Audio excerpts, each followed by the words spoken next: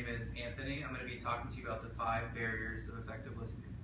So imagine a world without ignorance, a world without a lack of listening, and a world engulfed in all the information that they hear. Each day, many people get into big disagreements and arguments solely because one person believes their listener isn't paying attention to them. This lack of attention isn't the listener's fault, but rather it is the fault of our own comprehension of listening. The idea of barriers in everyday effective listening is a very true one.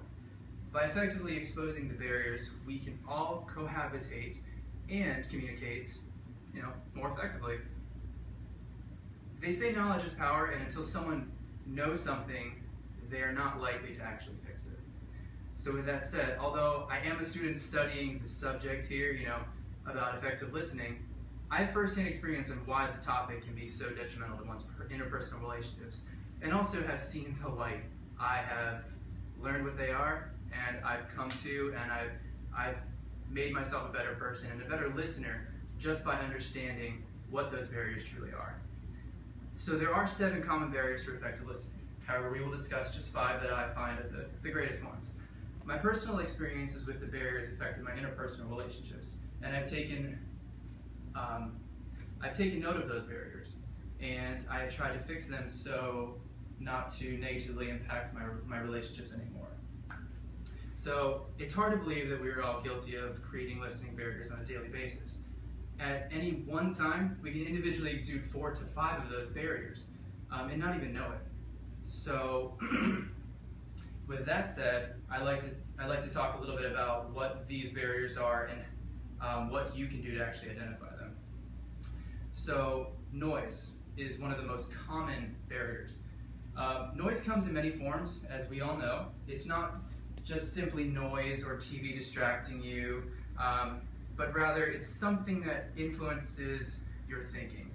When this happens, your mind isn't paying attention to the person talking to you, but rather it's thinking more about the influence. You hear the person, but you aren't listening. You aren't truly listening. So think of like background noise. Someone's trying to tell you a story. So what do? You hear background noise, they're just talking away, and next thing you know, you ask them, what were they talking about? I'm sorry, I missed that, what did you say?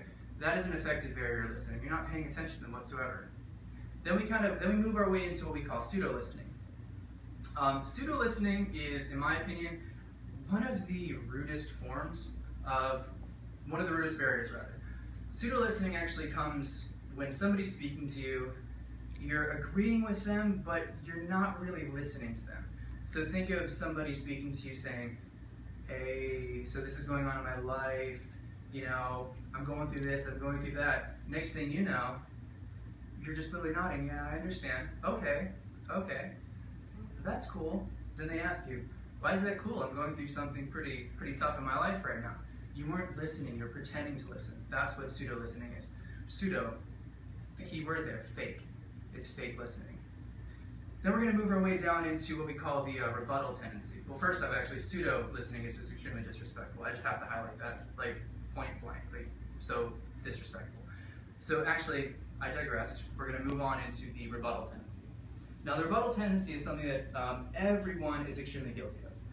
The rebuttal tendency actually happens when the listener, in all of his or her passion, begins to speak over the speaker before he or she is actually done talking yet. You start speaking over somebody. Rebuttal tendency is actually a little bit deeper than that too. Rebuttal tendency happens when you're already thinking about what you're going to say before the person's done. So it kind of goes hand in hand with another barrier I'm going to talk about in a second, which is closed-mindedness. But the rebuttal tendency, you are very closed-minded in a sense because you don't want to hear what the other person says. You have made up your mind, this is how you feel, and you're not willing to accept what they say or even hear what they say, but you're kind of dead set in your ways. So you're already thinking about how you're going to reply to what somebody says. That's rebuttal tendency. So we're going to move from that into what we call competitive interrupting. Competitive interrupting, again, is like rebuttal tendency in the sense that you will speak over somebody. You're, in a sense, the keyword they're interrupting. But you're a little bit more open-minded in a sense. but you're talking over somebody. Somebody's speaking to you, telling you how they feel. Like you say you're in a disagreement. You're talking to somebody, they're talking to you, and you're speaking over them. That happens a lot. A lot of people have a lot of pride, a lot of passion. They speak over one another. To make their point more dominant, that doesn't necessarily make it right. Again, I think that goes hand in hand with closed-mindedness as well. You're not open to hearing what they're saying. You're just trying to make your point more known. So from there, in my opinion, the absolute worst barrier is going to be the closed-mindedness. Closed-mindedness, obviously, comes in many, many, many forms. Today, you can look in our society and you can see closed-mindedness in just about every area, every topic, every part of our daily lives. Whether it's the gay issue, whether it's, you know, the Confederate flag issue. I mean, everywhere you look, there is an example of closed-mindedness. Think of bigots. Think of homosexuals. Think of just people that don't want to hear your point of view. They grew up, their values are their values. And that's kind of an extreme example. But when you get into closed-mindedness, you're talking about people here that want nothing to do with what you're saying. The way they believe is the way they feel, and they want nothing to do with your opinion. Your opinion is yours. I mean, they don't want to hear it. So those closed-minded people are not receptive to being a good listener. They don't want to be a good listener because they don't believe they need to be a good listener. So I would honestly say, as a human being, I've dealt with all of these topics. I mean, everyone has in some way, shape, or form. Everyone has different barriers that they're more guilty of. Personally, I would say one of my biggest problems is the pseudo-listening. I find that a lot of times I hear people talking to me and I acknowledge them for their conversation, but I don't really hear them a lot of times. Like, I'll agree with them via a nod and a smile and give them the notion that we are both engaging in a conversation, but when it really comes down to it, I'm not. I mean, we're all guilty of it. We all pretend like we're listening as if we actually truly care about what's being said. But at the end of the day, as individuals, in a lot of ways we don't. And that's something that we as people need to actually overcome. I've learned to overcome the pseudo listening. Also, the competitive interrupting is something that I'm guilty of too. I speak over people a lot of times. I'm very passionate about my feelings. And it has hurt my interpersonal relationships and my relationships in general. But one thing that's made my life better as a human is my ability to realize my mistakes and my flaws in that area. So what's made me better and what can actually make everyone better is just learning how to overcome those barriers. In my opinion, to overcome those, you have to understand what the person feels. The person that you're engaging with, you have to understand how they're feeling. If you go into a conversation just simply, not willing to empathize or not willing to understand what they're feeling, you're going to go into it closed-minded. You're not going to care what they're talking about, which right there is pseudo-listening. I mean, you're going to hear them, but you're not going to listen to them. And then you may even engage in competitive interrupting. You're going to talk over them because you don't care what they're saying. It means nothing to you. So to me, empathy is the most important thing to overcome those. I think empathy is one of the greatest gifts that we as human beings have actually been able to accomplish, and what makes us higher than most other creatures as mammals. I mean, we are able to overcome that feeling of we're the best. Our opinion is the most important. We're a very diverse people in this world, and in order for us to be more engaged with one another and to cohabitate better, is to be more empathetical and to understand where those barriers are. Look at all the problems in the world. I mean, they're all caused by these inabilities to listen to one another, to understand one another.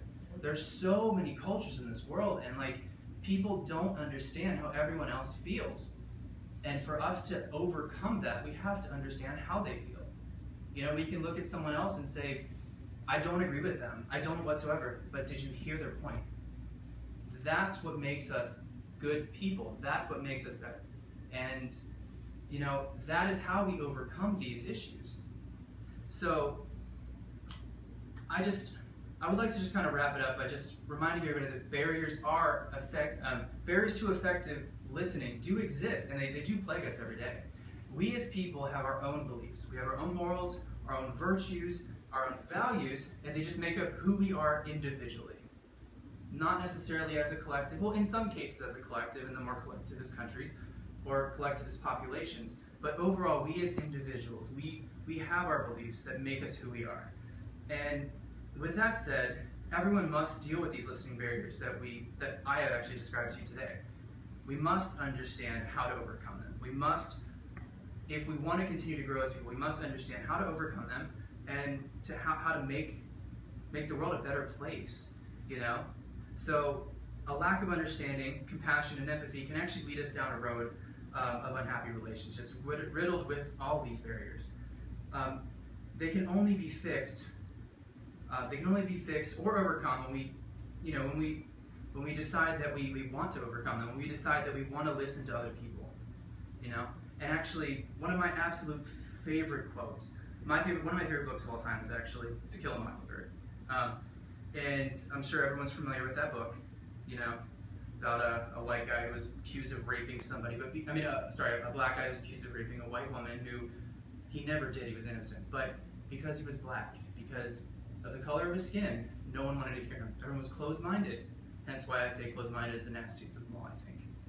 Because he was closed-minded, he was executed. He was actually murdered. Atticus Finch says to Scout in that book, which is a quote that really touched my heart. He said, "If you just learn a single trick, Scout, you will get along a lot better with all kinds of folks. You never really understand a person until you consider things from their point of view, until you climb inside of their skin and walk around in it." And with that said, thank you very much for listening to me, and I hope that can actually make you be a better, effective listener.